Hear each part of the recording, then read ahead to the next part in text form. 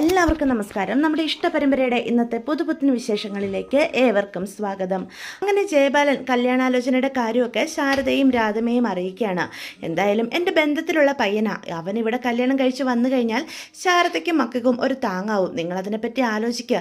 ഞാൻ എന്തായാലും ഉടനെ തന്നെ ചെറുക്കനെയായിട്ട് വന്നേക്കാം എന്ന് പറഞ്ഞ് അവിടെ നിങ്ങോട്ട് ഇറങ്ങുവാണ് കേട്ടോ. അപ്പം ജയബാലൻ ഇറങ്ങാൻ തുടങ്ങുമ്പോഴാണ് നമ്മുടെ വിനീത് കുറച്ച് സാധനങ്ങളൊക്കെ മേടിച്ചുകൊണ്ട് അങ്ങോട്ട് വരുന്നത്. അപ്പോൾ വിനീതിനെ കാണുന്ന ജയബാലൻ അടുത്തേക്ക് ചെന്ന് ചോദിക്കും, വിനീത് ഇപ്പം കടയേക്കാൾ കൂടുതൽ ഇവിടെയാണെന്ന് തോന്നുന്നല്ലോ. ഇങ്ങനെ കൈയഴിഞ്ഞ് ഇവരെ സഹായിക്കുന്നതൊക്കെ നല്ല കാര്യം തന്നെയാണ്. ഒന്നും പ്രതീക്ഷിക്കാതെ ഇങ്ങനെ ചെയ്യുന്നത് ചെറുപ്പക്കാരൊക്കെ ഇപ്പം വളരെ വിരളവാ എന്ന് പറയാണ് കേട്ടോ. അപ്പം ശാരദ പറയും, ഞങ്ങൾ എത്ര വേണ്ടെന്ന് പറഞ്ഞാലും ഇവിടെ സാധനങ്ങൾ മേടിച്ചുകൊണ്ട് വിനീത് വരും എന്ന് പറയണേ. ഒന്നും പ്രതീക്ഷിക്കാതെ വേണം ഇങ്ങനെയൊക്കെ ചെയ്യാൻ. പിന്നീട് മനസ്സിൽ എന്തെങ്കിലും ആഗ്രഹിച്ചിട്ട് അത് നടക്കാതെ പോയി കഴിഞ്ഞാൽ ഒരുപാട് വേദനിക്കേണ്ടി വരും. ഒരിക്കലൊന്ന് വേദനിച്ചതല്ലേ എന്നും പറഞ്ഞ് വിനീതിൻ്റെ തോളിലിട്ട് രണ്ട് തട്ടും തട്ടി ജയബാലൻ അവിടെ നിന്ന് അങ്ങോട്ട് ഇറങ്ങി പോവാണ് കേട്ടോ. അപ്പോൾ അയാളുടെ സംസാരമൊക്കെ വിനീത് അത്ര കാര്യമാക്കി എടുക്കുന്നില്ല. ശാരദയുടെ കയ്യിലേക്ക് സാധനങ്ങളൊക്കെ കൊടുത്തിട്ട് പറയും, ഇത് കുറച്ച് പച്ചക്കറികൾ അമ്മായി, കുട്ടികൾക്കുള്ള സ്നാക്സും എല്ലാം ഇതിലുണ്ട്. എന്തിനാ മോനെ ഇതൊക്കെ മേടിച്ചുകൊണ്ട് വന്നേ എന്ന് ശാരദ ചോദിക്കുമ്പം ഞാൻ പറഞ്ഞിട്ടുണ്ട്, ഇതെൻ്റെ കുടുംബം കൂടിയല്ലേ, ഇവിടുത്തെ കാര്യം ഞാൻ വേണ്ടേ നോക്കാൻ എന്ന് പറയാം. ദേ മുത്തശ്ശിക്കുള്ള കുഴമ്പും കഷായവും ഒക്കെ അതിലുണ്ട് കേട്ടോ, എല്ലാം ആവശ്യത്തിനെടുത്ത് ഉപയോഗിച്ചോണം എന്ന് പറയാണേ. അപ്പം ശാരദ സാധനങ്ങളും മേടിച്ചുകൊണ്ട് അകത്തേക്ക് പോവാം. വിനീത് യാത്ര പറഞ്ഞ് തിരിച്ചും പോകാനായിട്ട് തുടങ്ങുക. അപ്പം ശാരദയുടെ പിന്നാലെ നമ്മുടെ രാധമ്മ ചെല്ലുക. നിനക്കൊക്കെ നാണം ഉണ്ടോടി എന്ന് ചോദിക്കുക. അവൻ കൊണ്ടുവരുന്ന സാധനങ്ങളും വെണ്ടയ്ക്കയും വഴുതനങ്ങയും ഒക്കെ വെട്ടി വിഴുങ്ങും എല്ലാവരും കൂടി. എന്നിട്ടൊരു കാര്യം വരുമ്പം ആ ചെറുക്കനെ അങ്ങോട്ട് തഴയുകയും ചെയ്യും. അമ്മ എന്താ ഈ പറയുന്നേ? അവൻ കൊണ്ടുവരുന്ന സാധനങ്ങളൊക്കെ ഞങ്ങൾ മാത്രമല്ലല്ലോ അമ്മ അതിൽ നിന്ന് തന്നെയല്ലേ കഴിക്കുന്നേ. എനിക്ക് കഴിക്കാം, ഞാൻ മരിക്കുവോളം അവൻ്റെ മുത്തശ്ശിയാ, ആ ബന്ധമുണ്ട്. നിനക്കൊക്കെ അവനുമായിട്ട് എന്ത് ബന്ധമുള്ളത്? ആകെ ഉണ്ടായിരുന്നത് അരവിന്ദനാ, അവനങ്ങ് മരിക്കുകയും ചെയ്തു. ഇനി അവന് വഴിയുള്ള ബന്ധമേ നിങ്ങൾക്കുള്ളൂ. അവനില്ലാത്ത സ്ഥിതിക്ക് ആ ബന്ധത്തിനൊക്കെ അത്രയ്ക്ക് ആയുസേ ഉള്ളൂ എന്ന് പറയാണ് കേട്ടോ. അവൻ എന്നിട്ടും ഈ കുടുംബത്തിന് വേണ്ടി എന്തുമാത്രം ത്യാഗങ്ങളാണ് സഹിക്കുന്നത്. എന്നിട്ട് കല്യാണാലോചന വരുമ്പം ജയപാലൻ കൊണ്ടുവന്ന ആളെയല്ലേ നിനക്കിപ്പം ബോധിക്കുന്നുള്ളൂ എന്ന് ശാരദയോട് ചോദിക്കാം. അമ്മ എന്താ ഈ പറയുന്നേ? ഗംഗയുടെ കല്യാണാലോചന വേണ്ടെന്ന് വെച്ചത് ഞാനാണോ എന്ന് ചോദിക്കാം. അമ്മ എന്തൊക്കെയായി പറയുന്നേ? വിനീതിനെ കൊണ്ട് കല്യാണം കഴിപ്പിക്കാൻ എനിക്ക് സമ്മതമായിരുന്നില്ലേ? എൻ്റെ സമ്മതക്കുറവ് കൊണ്ടാണോ ഗംഗയുമായിട്ടുള്ള വിനീതിൻ്റെ കല്യാണം മുടങ്ങിയത്? അവൾക്കപ്പോൾ ബന്ധം താല്പര്യമില്ലെന്ന് പറഞ്ഞതുകൊണ്ടല്ലേ? അമ്മയ്ക്ക് കാര്യങ്ങളൊക്കെ അറിയാവുന്നതല്ലേ? ഇപ്പം ആ അവസ്ഥയല്ലല്ലോ. അരവിന്ദനും മരിച്ചു. ഇനി കൊമ്പത്തെ ആലോചന കൊണ്ടുവരാനായിട്ട് എന്തായാലും നമുക്ക് പറ്റത്തുമില്ല. ഇനിയെങ്കിലും ആ പാവം ചെറുക്കനെ ഇങ്ങനെ തഴയാതെ, അവന് ഗംഗയെന്ന് വെച്ചാൽ അത്രയ്ക്ക് ജീവനാ. ഗംഗയില്ലാതെ മറ്റൊരു പെണ്ണ് അവൻ്റെ ജീവിതത്തിൽ വരത്തില്ലെന്ന് എനിക്ക് നല്ല വ്യക്തതയുണ്ട് എന്ന് പറയാം. പക്ഷേ അമ്മേ, സുജാത സമ്മതിക്കുമെന്ന് അമ്മയ്ക്ക് തോന്നുന്നുണ്ടോ? സുജാത ഒരാലോചനയായിട്ട് ഇങ്ങോട്ട് വന്നാൽ ഞാനായിട്ട് എതിർക്കില്ല. എനിക്ക് ഗംഗയുടെ കാര്യം അവളും ഇനി എതിർക്കാൻ ചാൻസ് ഇല്ല എന്നാണ് എനിക്ക് തോന്നുന്നത് എന്ന് പറയണം. അല്ലാതെ ഞാൻ ആരെ മനഃപൂർവ്വം തഴഞ്ഞിട്ടില്ല, ഞാൻ ആരെ വേദനിപ്പിച്ചിട്ടുമില്ല എന്നും പറഞ്ഞ് അങ്ങോട്ട് അകത്തേക്ക് ശാരദ കയറി പോവാണ് കേട്ടോ. അപ്പോൾ രാധമ്മ മനസ്സ് ചിന്തിക്കുക, എത്രയും വേഗം സുജാതയെ കാണണം, അല്ലെങ്കിൽ ഇനിയും വിനീതിന് വേദനിക്കേണ്ടി വരും എന്നുള്ള ഒരു ചിന്ത രാധമ്മയുടെ മനസ്സിലുണ്ട്. അതുകൊണ്ട് സുജാതയുടെ വീട്ടിലേക്ക് രാധമ്മ ചെല്ലുകയാണ് കേട്ടോ. എന്നിട്ട് കുറച്ച് വെള്ളം മേടിച്ചു കുടിക്കുക. അമ്മ ഈ പൊരുവയിലത്ത് ഇത്ര പരവേശപ്പെട്ട് ഇങ്ങോട്ട് വന്നത് എന്തിനാ? അല്ല, അന്ന് ഇവിടുന്ന് പടിയിറങ്ങി പോയപ്പം ഇനി മേലാൽ എന്നെ കാണാൻ വരത്തില്ലെന്നൊക്കെ വീരവാദം മുഴുക്കിയിട്ടാണല്ലോ ഇറങ്ങിയത് എന്ന് ചോദിക്കുക. ഞാൻ എന്തൊക്കെ പറഞ്ഞാലും ഞാൻ പെറ്റ മകളല്ലാതെ ആകുന്നില്ലല്ലോ നീ. നിനക്ക് എന്നോട് സ്നേഹമില്ലെങ്കിലും ഞാൻ വന്നിടയ്ക്ക് കാണണ്ടേ, അതുകൊണ്ട് വന്നതാ. അതിന് എനിക്ക് അമ്മയോട് സ്നേഹമില്ലെന്ന് ആരാ പറഞ്ഞത്? ഞാൻ അമ്മയോട് ഇവിടെ നിൽക്കാൻ പറഞ്ഞപ്പം അമ്മ മരുമോളുടെ കൂടെ നിൽക്കോളെന്നും പറഞ്ഞ് എന്നെ വെല്ലുവിളിച്ച് ഇറങ്ങിപ്പോയതല്ലേ. അതുമാത്രമല്ല, എന്നെ പ്രസവിച്ചത് അമ്മയ്ക്ക് എന്തോ നഷ്ടക്കച്ചവടം ആണെന്നൊക്കെ ആണല്ലോ അന്ന് എൻ്റെ മുഖത്ത് നോക്കി പറഞ്ഞത് എന്ന് ചോദിക്കുക. എൻ്റെ സുജാതെ, നീ അതും മനസ്സിൽ വെച്ചുകൊണ്ടിരിക്കുകയാണോ എന്ന് രാധമ്മയപ്പം ചോദിക്കും. അമ്മയും മകളും ഒക്കെ ആയാൽ പരസ്പരം അങ്ങോട്ടും ഇങ്ങോട്ടും എന്തെങ്കിലും പറയും. അത് അപ്പോൾ അവിടെ കഴിഞ്ഞു. അത് മനസ്സിലും വെച്ച് നീ ഇങ്ങനെ ചിന്തിച്ചിരിക്കുവാണെന്ന് ഞാൻ അറിഞ്ഞു എന്ന് ചോദിക്കാം. ഒരു കാര്യമില്ലാതെ അമ്മ ഇപ്പം ഇങ്ങോട്ട് വരത്തില്ലെന്ന് എനിക്ക് നന്നായിട്ട് അറിയാം. അമ്മ വന്ന കാര്യം പറ, അല്ലാതെ ഈ വെയിലത്ത് ഇങ്ങനെ വെയിലും കൊണ്ടിരിക്കാതെ എന്ന് പറയണം. അത് പിന്നെ ഞാൻ ഗംഗയെ കൊണ്ട് വിനീതനെ കല്യാണം കഴിപ്പിച്ചാലോ എന്ന് ആലോചിക്കുക. നിൻ്റെ അഭിപ്രായം എന്താ? അതിന് എൻ്റെ അഭിപ്രായത്തിനൊക്കെ ഇവിടെ എന്താ അമ്മയെ പ്രസക്തി? ഞാൻ അവൻ്റെ കല്യാണം ആലോചിക്കാൻ ഒരിക്കലും വന്നതല്ലേ. അന്ന് എൻ്റെ മോന് യോഗ്യതയില്ലാത്തവനും കാശില്ലാത്തവനും ഒക്കെ ആയത് ശാരദയ്ക്കും മക്കൾക്കും ആയിരുന്നല്ലോ. ഗംഗ ഇവനെ വേണ്ടെന്ന് അവൾ തന്നെയല്ലേ പറഞ്ഞത്. അന്ന് എൻ്റെ മോന് ഇല്ലാത്ത ഒരു യോഗ്യതയും ഇന്നും ഉണ്ടായിട്ടില്ല. അതുകൊണ്ട് അവൾക്ക് ഇപ്പോഴും ഈ ബന്ധത്തിൽ ഒരു താല്പര്യം ഉണ്ടാവില്ലെന്ന് എനിക്കറിയാം. ഇത് അമ്മ സ്വയം അമ്മയുടെ ആഗ്രഹം കൊണ്ട് ഇങ്ങോട്ട് വന്നതല്ലേ എന്ന് ചോദിക്കാം. എങ്കിലും ഇനി അങ്ങനെയാണോ അവസ്ഥ? അവൾക്ക് അതുപോലെ കൊമ്പത്തെ ആലോചനയൊന്നും ഇനി കൊണ്ടുവരാൻ പറ്റുമോ? ഇനി വിനീതിന് ഒരാലോചനയായിട്ട് അങ്ങോട്ട് ചെന്നാൽ ഒരിക്കലും ശാരദയും മക്കളും അത് തഴയുമെന്ന് എനിക്ക് തോന്നുന്നില്ല എന്ന് പറയാം. ഓ, അത്രയ്ക്ക് ഇങ്ങോട്ട് ഗതികെട്ടിട്ടില്ല അമ്മേ എൻ്റെ മോനെ ഒന്നുമല്ലെങ്കിലും സ്വന്തമായിട്ടൊരു കടയുണ്ട്, ഈ വീടുണ്ട്, ഈ പറമ്പും ഒക്കെ അവനുള്ളതാ. അവൾക്ക് എന്തുണ്ട്? പണ്ടാണെങ്കിൽ വിനീതിന് കൊടുക്കാൻ സ്ത്രീധനത്തിൻ്റെ പേരിലെങ്കിലും കുറച്ച് സ്വർണവും കാശും ഒക്കെ ഏട്ടൻ കൊടുക്കുമായിരുന്നു. ഇപ്പം ഏട്ടനും ജീവിച്ചിരിപ്പില്ല, അതുകൊണ്ട് ഒന്നുമില്ലല്ലോ. പക്ഷേ എൻ്റെ മോന് അത്രയ്ക്കങ്ങോട്ട് യോഗ്യതക്കുറവില്ല. അങ്ങനെ ഒന്നുമില്ലാത്തടത്തു നിന്ന് കല്യാണം കഴിക്കേണ്ട ആവശ്യമില്ല. ഇനി അവനെ തന്നെ അവൾക്ക് കല്യാണം കഴിക്കണമെന്ന് അത്രയ്ക്കങ്ങോട്ട് ആഗ്രഹം ഉണ്ടെങ്കിലേ ശാരദയും ഗംഗയും എൻ്റെ കാല് വീണ് കണ്ണീര് കൊണ്ട് മാപ്പ് പറയണം. അത് കാണാൻ അവളുടെ മറ്റു 3 പെൺമക്കളും അടുത്ത് തന്നെ ഉണ്ടായിരിക്കണം. എല്ലാവരും എന്നോട് ക്ഷമ പറയണം. ക്ഷമ പറഞ്ഞാൽ മാത്രം പോരാ, എൻ്റെ മോൻ്റെ യോഗ്യതയ്ക്കൊത്തുള്ള പൊന്നും പണവും ഒക്കെ കൊടുക്കുകയും വേണം. അങ്ങനെയാണെങ്കിൽ ഈ സുജാത വന്ന് പെണ്ണാലോചിക്കാം. അല്ലാതെ അവളെ ഈ പടി കയറ്റാൻ ഞാൻ സമ്മതിക്കില്ല. എൻ്റെ മോനെ അത്രയ്ക്കങ്ങോട്ട് യോഗ്യതക്കുറവുമില്ല. ഇക്കാര്യം പറഞ്ഞ് അമ്മ ഇവിടെ വരെ വന്നതല്ലേ, വണ്ടിക്കൂലിക്കുള്ള പൈസയായിട്ട് പോയാൽ മതി എന്ന് പറഞ്ഞ് സുജാത അകത്തേക്ക് പോവാം. അതെന്തിനാടി എനിക്ക് വണ്ടിക്കൂലി കാശ്? അതിനുള്ള പൈസയൊക്കെ എൻ്റെ കയ്യിലുണ്ട്. അല്ല, സാധാരണ അതാണല്ലോ അമ്മേ നാട്ടുനടപ്പ്. ഒരു ബ്രോക്കർ വന്ന് വിവാഹക്കാര്യം പറഞ്ഞു കഴിഞ്ഞാൽ അവർക്ക് അത്യാവശ്യം വട്ടച്ചെലവിനും വണ്ടിക്കൂലിക്കുള്ള പൈസ നമ്മൾ കൊടുത്തയക്കണമല്ലോ. അമ്മ ഇത്ര കഷ്ടപ്പെട്ട് ബ്രോക്കർ പണിയൊക്കെ ആയിട്ട് വന്നതല്ലേ, അതിനുള്ള രൂപ അമ്മയ്ക്ക് ഞാൻ തന്നേക്കാം. അല്ലാതെ അമ്മ ബന്ധമൊന്നും നമുക്കിടയിൽ ഇനി വേണ്ടെന്ന് അമ്മ തന്നെ തീരുമാനിച്ച് ഇവിടെ നിന്ന് ഇറങ്ങിപ്പോയതല്ലേ. ഇനി ഇക്കാര്യം പറഞ്ഞുകൊണ്ട് ഇങ്ങോട്ട് വരണ്ട. ആ തള്ളയെ മക്കളോടും എൻ്റെ കാലി വീണ് മാപ്പ് പറയാൻ പറ. എന്നിട്ട് ആലോചിക്കാം വിനീതും ഗംഗയും തമ്മിലുള്ള കല്യാണക്കാര്യം. അതെ, വന്നേക്കുന്നു എന്നും പറഞ്ഞ് സുജാത കയറി പോവാം. അപ്പോൾ രാധമ്മയ്ക്ക് എന്ത് ചെയ്യണമെന്ന് അറിയാതെ നിൽക്കുകയാണ് കേട്ടോ. പക്ഷെ ഗംഗയെ കൊണ്ട് വിനീതിനെ കല്യാണം കഴിപ്പിക്കണമെന്ന് തന്നെയാണ് രാധമ്മയുടെ ആഗ്രഹം. അപ്പോൾ സ്നേഹതീരത്തെ രാത്രിയിൽ എല്ലാവരും ആഹാരം കഴിക്കുക. അപ്പോൾ ശാരദയുടെ മുഖത്ത് ഒട്ടും തെളിച്ചുമില്ല. നമ്മുടെ കാവേരി ജയപാലനോട് അങ്ങനെയൊക്കെ പറഞ്ഞതുകൊണ്ട് തന്നെ അപ്പോൾ കാവേരിക്ക് ആഹാരം പോലും വിളമ്പുന്നില്ല. അപ്പോൾ പെട്ടെന്ന് കാവേരി ചോദിക്കും, എമിനെ നിൻ്റെ അമ്മയ്ക്കയുടെ കൈ എന്താ? എനിക്ക് 2 ചപ്പാത്തി പ്ലേറ്റിൽ ഇട്ട് തരാൻ മാത്രം ഉയരത്തില്ലേ എന്ന് ചോദിക്കുകയാണ്. ദേ, നീ മിണ്ടരുത്. ആ ജയപാലേട്ടൻ്റെ വീട്ടിൽ പോയി അതും ഇതുമൊക്കെ ആ മനുഷ്യനെ വിളിച്ച് പറഞ്ഞിട്ടും ആ മനുഷ്യൻ ഇവിടെ വന്നു നമ്മളെ അന്വേഷിച്ച. ഓ, ഇവിടെ വന്നല്ലേ? അതാ ഞാൻ പറഞ്ഞത്. ഇവിടെ വന്ന് അമ്മയുടെയും നിങ്ങളുടെ എല്ലാം മനസ്സിൽ 2 നല്ല വാക്ക് പറഞ്ഞപ്പം അങ്ങേരങ്ങ് പുണ്യാളനായി മാറി. നമ്മുടെ അച്ഛനെ പറ്റിച്ച് എന്തുമാത്രം പൈസ അടിച്ചു മാറ്റിയിട്ടുണ്ടെന്ന് എനിക്കിപ്പോൾ വ്യക്തമായിട്ട് അറിയാം. അതൊന്നും നിങ്ങൾ വിശ്വസിക്കുന്നുമില്ല. എന്നിട്ട് ജയപാലൻ അങ്കിള് പോലും അയാളുടെ കാര്യം പറഞ്ഞുകൊണ്ട് എൻ്റെ അടുത്തേക്ക് ആരും വരണ്ട എന്ന് പറയണം. ദേ, ഇപ്പം തന്നെ ഇത്രയൊക്കെ നീ പറഞ്ഞിട്ട് പോലും ഗംഗയ്ക്കൊരു ജീവിതം വേണം, ഒരു വിവാഹാലോചനയായിട്ട് നാളെ വരാമെന്നും പറഞ്ഞ ജയപാലേട്ടൻ പോയിരിക്കുന്നത്. അത് ആ മനുഷ്യന് അരവിന്ദേട്ടനോടുള്ള സ്നേഹമാണ്, ഈ കുടുംബത്തോടുള്ള സ്നേഹമാണ് എന്ന് പറയാം. ഒരു സ്നേഹം പോലും ഇവിടെ വന്ന് നല്ല വെള്ള ചമഞ്ഞ് വെള്ള പൂശാൻ വന്നതാണെന്ന് ഇതുവരെ അമ്മയ്ക്ക് മനസ്സിലാകുന്നില്ലല്ലോ. അമ്മയുടെ തലയിലൊക്കെ എന്നാ ഒന്ന് വെളിച്ചം വീശുന്നേ എന്ന് പെട്ടെന്ന് ചോദിക്കുകയാണ് കാവേരി.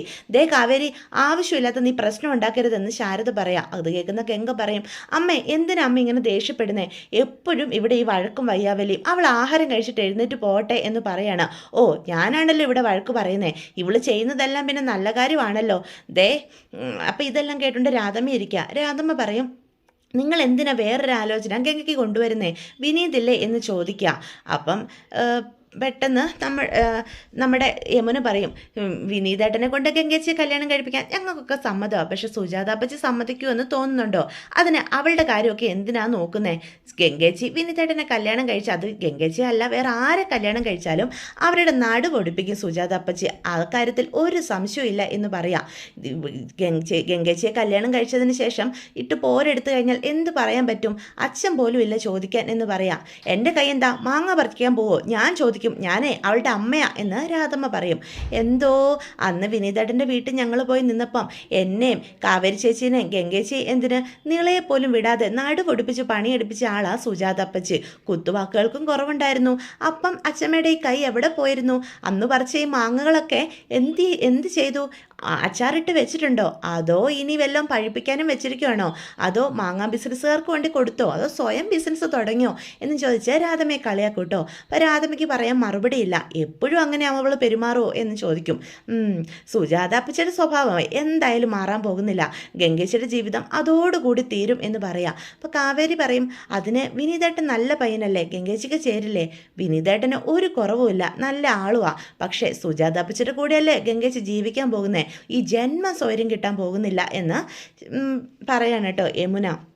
അപ്പോൾ പെട്ടെന്ന് കാവേരി അവിടെ നിന്ന് എഴുന്നേറ്റ് പോവാ. ദേ, നീ കഴിച്ച പ്ലേറ്റ് ഇനി ഞാൻ കഴിക്കുന്ന വെക്കില്ല, വേണം എടുത്ത് വെക്കുക എന്ന് പറയുക. എൻ്റെ പൊന്നോ, എനിക്കറിയാവേ എൻ്റെ പ്ലേറ്റ് എടുക്കാൻ, അതിനെ അമ്മ ഓർമ്മിപ്പിക്കണ്ട എന്ന് പറഞ്ഞ് കാവേരി ആ പ്ലേറ്റും എടുത്തുകൊണ്ട് പോവുകയാണ് കേട്ടോ. ഇവിടുത്തെ കാര്യങ്ങളൊക്കെ തീരുമാനിക്കാനേ ഈ ശാരദയുണ്ട്, നിങ്ങളുടെ അച്ഛൻ മാത്രമേ മരിച്ചിട്ടുള്ളൂ. ദേ, നാളെ ജയബാലേട്ടൻ ആ കൂട്ടരുമായിട്ട് വരുമ്പം നീ മര്യാദയ്ക്ക് ഒരുങ്ങി നിന്നോണം. നല്ല ചെറുക്കനാണെങ്കിൽ ഈ ബന്ധം മുന്നോട്ട് കൊണ്ടുപോകണമെന്ന് തന്നെയാണ് എൻ്റെ ആഗ്രഹം എന്നും തീർത്ത് പറയാണ് ശാരദ. അപ്പം യമുനയ്ക്ക് ജയബാലൻ കൊണ്ടുവന്ന ഈ ആലോചനയോട് താല്പര്യമുണ്ട് കേട്ടോ. ജയബാലൻ്റെ ഭാഗത്ത് ന്യായം ഉണ്ടെന്ന് ഇപ്പോഴും വിശ്വസിക്കുന്ന ആളാണ് യമുനയും നമ്മുടെ ശാരദയും. എന്നാൽ ഗംഗയ്ക്ക് സത്യങ്ങളൊക്കെ അറിയാം, പക്ഷേ ഉറപ്പില്ല എന്നുള്ളൊരു സ്ഥിതിയിലാണ് നിൽക്കുന്നത്. ഇതേ സമയം ഗംഗയ്ക്ക് തന്നോട് കാണിക്കുന്ന ഈ സ്നേഹവും ഒക്കെ കാണുമ്പം വിനീതൻ്റെ മനസ്സിൽ കല്യാണം ഗംഗയെ കഴിക്കാം എന്നുള്ള പ്രതീക്ഷ വാനോളം ഉയരുവാണ് കേട്ടോ. ഇത് മനസ്സിലാക്കിയെന്നോണം നമ്മുടെ ബേബി ചേട്ടൻ അവിടെ വന്ന് ഇതിൻ്റെ കടയുടെ ചുമരുകളിൽ ഗംഗയുടെ ചിത്രങ്ങളൊക്കെ വരച്ചു വെക്കുക. എടാ ചെറുക്ക, നിൻ്റെ ഈ ഇളക്കമൊക്കെ എനിക്ക് മനസ്സിലാകുന്നുണ്ട്. ചില ചെറുക്കന്മാരെ പോലെ പെണ്ണ് കെട്ടിക്കഴിഞ്ഞു കൂട്ടുകാരെയെല്ലാം ഒഴിവാക്കുന്ന ശീലമുണ്ടല്ലോ, അതൊന്നും നീ തുടങ്ങി വെച്ചേക്കരുത്. വല്ലപ്പോഴും ഈ ബേബി ചേട്ടന് ഓരോ കുപ്പിയൊക്കെ വാങ്ങി തരണേടാ. അത് ഈ കുടിക്കുന്ന കൂട്ടുകാരെയൊക്കെ ആദ്യം തന്നെ കയറി വരുന്ന പെണ്ണുങ്ങൾ കട്ടാക്കും. അതാണ് നാട്ടു നടപ്പ്. നിൻ്റെ ഗംഗയും അങ്ങനെ തന്നെ ചെയ്യുമെന്നാണ് എനിക്ക് തോന്നുന്നത്. ഏയ്, അവൾ അങ്ങനെ ഒന്നും ചെയ്യില്ല ബേബി ചേട്ടാ. ബേബി ചേട്ടൻ ഒരു കുപ്പിയൊക്കെ ഈ ഞാൻ മേടിച്ച് തന്നോളാം എന്ന് പറയാണ് കേട്ടോ. അപ്പോൾ അതേസമയം നിവിൻ അങ്ങോട്ട് കയറി വരിക. അല്ല, എന്താ ഇവിടെ പരിപാടി? നിൻ്റെ പ്രേമഭാജനത്തിൻ്റെ ചിത്രമൊക്കെ ചുമരി വരയ്ക്കാൻ അവൾ സമ്മതിച്ചോ എന്ന് ചോദിക്കുക. ഇത് കാര്യങ്ങളൊക്കെ ഇത്രത്തോളം ആയിട്ട് എന്നോടൊരു വാക്ക് പോലും നീ പറഞ്ഞില്ലല്ലോ. അപ്പം ബേബി ചേട്ടനെ കാണിച്ചുകൊണ്ട് വിനീത് പറയും, ഈ ബേബി ചേട്ടൻ്റെ ഓരോരോ പരിപാടികളാണ്. എന്നോട് ഒരു കുപ്പി വേണമെന്ന് പറഞ്ഞു, ഞാൻ അതിനുള്ള കാശ് കൊടുത്തു. അതിൻ്റെ സന്തോഷ സൂചകമായിട്ടാണ് ഈ ചിത്രം ഇവിടെ വരയ്ക്കുന്നത്. എടാ കള്ള, നിനക്ക് പ്രേമലേഖനം എഴുതാനും അവരുടെ വായിലിരിക്കുന്ന തെറി കേൾക്കാനും ഒക്കെ ഞാൻ വേണം. എന്നിട്ട് അടുത്തപ്പം എന്നെ നീ തഴഞ്ഞല്ലേ? മറ്റുള്ള എല്ലാവർക്കും ചെലവ് ചെയ്തു, എനിക്ക് മാത്രം നീ ഒരു മിഠായി എങ്കിലും മേടിച്ച് തന്നോടാ എന്ന് ചോദിക്കുക. എടാ നിവിനെ, നീ കരുതുന്ന പോലെ കാര്യങ്ങൾ അത്രയ്ക്കൊന്നും എത്തിയിട്ടില്ലടാ എന്ന് വിനീത് പറയാം. എത്രത്തോളം എത്തിയിട്ടില്ലെന്ന് നിൻ്റെ ഈ ചിരി കാണുമ്പം തന്നെ എനിക്കറിയാം കാര്യങ്ങളൊക്കെ എവിടെ വരെ എത്തിയെന്ന്. നീയാണെങ്കിൽ അവളെ കല്യാണം ഉടനെ കഴിക്കുമെന്നാണല്ലോ തോന്നുന്നേ. എടാ, അവളുടെ ഭാഗത്തുനിന്ന് ചില പോസിറ്റീവായിട്ടുള്ള കാര്യങ്ങളൊക്കെ നടന്നു എന്നല്ലാതെ വാക്കുകൊണ്ടൊന്നും ആരും ഉറപ്പ് നൽകിയിട്ടില്ല എന്ന് പറയാം. അപ്പോൾ ബേബി ചേട്ടൻ പറയും, ഇനി എന്തിനാ വാക്കുകൊണ്ടൊരു ഉറപ്പ്? നിൻ്റെ മുഖത്ത് തന്നെ ഉണ്ടല്ലോടാ. അല്ലെങ്കിൽ തന്നെ ഇപ്പോൾ ആ വീട്ടിലെ കാരണവരാരാ? നീ വീട്ടിലെ കുടുംബ ചെലവുകളൊക്കെ നോക്കുന്ന ആളാണല്ലോ അവിടുത്തെ ഗ്രഹനാഥൻ. അപ്പം നീ നിന്നോട് തന്നെ ചോദിക്കണം, ഗംഗയെ കല്യാണം കഴിക്കാൻ നിനക്ക് സമ്മതമാണ് ഒന്ന്. നിനക്ക് സമ്മതമാണെങ്കിൽ നീ അങ്ങ് കയറി കല്യാണം കഴിക്കണം, അത് അത്രയേ ഉള്ളൂ എന്ന് പറയണം. അപ്പം വിനീത് നിവിനോട് ചോദിക്കും, നിനക്ക് എന്ത് ചിലവാടാ വേണ്ടത്? ഇപ്പം നീ തൽക്കാലം എനിക്ക് ചിലവൊന്നും ചെയ്യണ്ട, എനിക്ക് വേണ്ട ചിലവ് എന്താണെന്ന് സമയം വരുമ്പോൾ ഞാൻ പറയാം. അപ്പം നീ എനിക്കൊരു സഹായം ചെയ്ത് തന്നാൽ മതി. അപ്പോൾ വിനീത് പറയും, ഞാൻ നിനക്ക് എന്ത് സഹായം ചെയ്ത് തരാനാടാ? എന്നെക്കാളും പഠിപ്പും വിദ്യാഭ്യാസവും പണവും സൗന്ദര്യവും ഒക്കെ നിനക്കുണ്ട്, പുറം ലോകമായിട്ട് ബന്ധവും ഉണ്ട്. അങ്ങനെയുള്ള നിനക്ക് ഈ നാട്ടുംപുറത്തുകാരനായ പഠിപ്പ് കുറഞ്ഞ എൻ്റെ എന്ത് സഹായമാണ് വേണ്ടത് എന്ന് ചോദിക്കാം. പണം കൊണ്ടും വിദ്യാഭ്യാസം കൊണ്ടും ഒന്നും ഈ ലോകത്ത് മേടിക്കാൻ കഴിയാത്ത പലതും ഉണ്ട് വിനീതേ. അങ്ങനെ ഒരു സാധനത്തിൻ്റെ സമ്മതമാണ് എനിക്ക് വേണ്ടത്, അത് നീ തരികയും വേണം എന്ന് പറയാം. നീ പറയുന്നതൊന്നും എനിക്ക് മനസ്സിലാകുന്നില്ല. എന്താണേലും എൻ്റെ സഹായം എപ്പോൾ വേണേലും നിനക്ക് ചോദിക്കാമെന്ന് വിനീത് നമ്മുടെ നിവിന് വാക്ക് കൊടുക്കുകയാണ് കേട്ടോ. അങ്ങനെ വളരെയേറെ സന്തോഷത്തിലാണ് നമ്മുടെ വിനീതും. ഗംഗയുമായിട്ടുള്ള കല്യാണം ഇനി നടക്കുമെന്ന് തന്നെയാണ് വിനീത് കരുതുന്നത്. ഇതേസമയം പിറ്റേ ദിവസം രാവിലെ തന്നെ നമ്മുടെ ഗംഗയെ ഒരുക്കാനുള്ള തയ്യാറെടുപ്പിലാണ് യമുന. അപ്പം കാവേരി ഇഷ്ടമില്ലെങ്കിലും അടുത്ത് തന്നെ ഇരിക്കുന്നുണ്ട്. എൻ്റെ ചേച്ചി, ജയബാലങ്ങളുടെ സ്വഭാവം ചേച്ചിക്കെങ്കിലും ഇപ്പോൾ കുറേയെങ്കിലും ബോധ്യപ്പെട്ടതല്ലേ? അയാൾ കൊണ്ടുവരുന്ന കൊമ്പത്തെ ആലോചന എങ്ങനെയുള്ളതായിരിക്കും എന്ന് ചേച്ചിക്ക് മനസ്സിലാക്കാവുന്നതേ ഉള്ളൂ. എന്നിട്ട് ചേച്ചി സമ്മതിച്ചോ? അപ്പം യമുന പറയും, എൻ്റെ കാവേരി ചേച്ചി വെറുതെ പ്രശ്നം ഉണ്ടാക്കല്ലേ, വരുന്ന ആലോചന എങ്ങനെയുള്ളതാണെങ്കിൽ വന്നതാലല്ലേ അറിയുള്ളൂ. ഗംഗേച്ചിക്ക് ഇഷ്ടപ്പെട്ടില്ലെങ്കിൽ ഈ ആലോചന വേണ്ട. ജയബാലങ്കിളിനെ അപമാനിക്കണ്ട, ഇഷ്ടപ്പെട്ടില്ലെങ്കിൽ നമുക്ക് താല്പര്യമില്ലെന്ന് പറഞ്ഞാൽ മതിയല്ലോ എന്ന് ചോദിക്കാം. എന്നും കരുതി ജയബാലങ്കിള് അയാൾ കൊണ്ടുവരുന്ന ഓരോ ആണുങ്ങൾക്കും മുന്നിൽ കെട്ടി ഒരുങ്ങി നിൽക്കാനുള്ള കെട്ടച്ചരക്കാണോ നമ്മുടെ ചേച്ചി എന്ന് കാവേരി അപ്പോൾ ദേഷ്യപ്പെട്ടുകൊണ്ട് ചോദിക്കുക. അപ്പോൾ യമുനയ്ക്ക് അത് ഇഷ്ടപ്പെടുന്നില്ല. ഒന്ന് മിണ്ടാതിരിക്കാവോ കാവേരി ചേച്ചി എന്ന് പറയണേ. സമയം ജയപാലൻ ചെറുക്കനെയും കൂട്ടരെയൊക്കെ ആയിട്ട് ഇറങ്ങി വരിക. അപ്പോൾ വീടും പരിസരമൊക്കെ കാണുമ്പോൾ ചെറുക്കൻ്റെ വീട്ടുകാർ ചോദിക്കും, അപ്പം നല്ല ആസ്തിയുള്ള വീട്ടുകാരാണല്ലേ, നല്ല വീടാണല്ലോ, ഇത് പണിയാൻ തന്നെ നല്ല കാശായി കാണുമല്ലോ. ഓ എന്തോ നാസ്തി, ചെറിയൊരു ജോലിയായിരുന്നു ആ അരവിന്ദന്. പിന്നെ ഈ ഇവിടുത്തെ പെണ്ണുങ്ങൾക്കും അവരുടെ അമ്മയ്ക്കൊക്കെ നല്ല ആർഭാടമായിരുന്നേ. അവൻ അയച്ചു കൊടുക്കുന്ന കാശ് മുഴുവനും ദൂർത്തടിച്ചു കളഞ്ഞു. അങ്ങനെ ഇവരുടെ കയ്യിൽ നയാ പൈസ പോലും എടുക്കാനില്ല. ഈ വീടും പണയം വെച്ച് ലോൺ എടുത്തേക്കുമായിരുന്നു. എൻ്റെ സ്വന്തം കീശയിൽ കാശ് മുടക്കിയ ഞാൻ ഈ വീട് തിരിച്ചെടുത്ത് കൊടുത്തത്. ഒരുമാതിരി സ്വഭാവമാണ്. പെണ്ണുങ്ങളൊന്നുമേ നമുക്ക് അധികം സംസാരിക്കാൻ കൊള്ളത്തില്ല. പിന്നെ ഇപ്പം നീ കെട്ടാൻ പോകുന്ന പെണ്ണ് വലിയ കുഴപ്പമില്ലാത്ത പെണ്ണാ, ബാക്കിയുള്ളതൊക്കെ കണക്കാ, അവരോടൊന്നും നീ കൂടുതൽ സംസാരിക്കാൻ നിൽക്കണ്ട എന്ന് അയാളോട് പറയണം കേട്ടോ. ജയപാലനോളം പ്രായമുള്ള ഒരു കിളവനാ കല്യാണം കഴിപ്പിക്കാൻ കൊണ്ടുവന്നിരിക്കുന്നത്.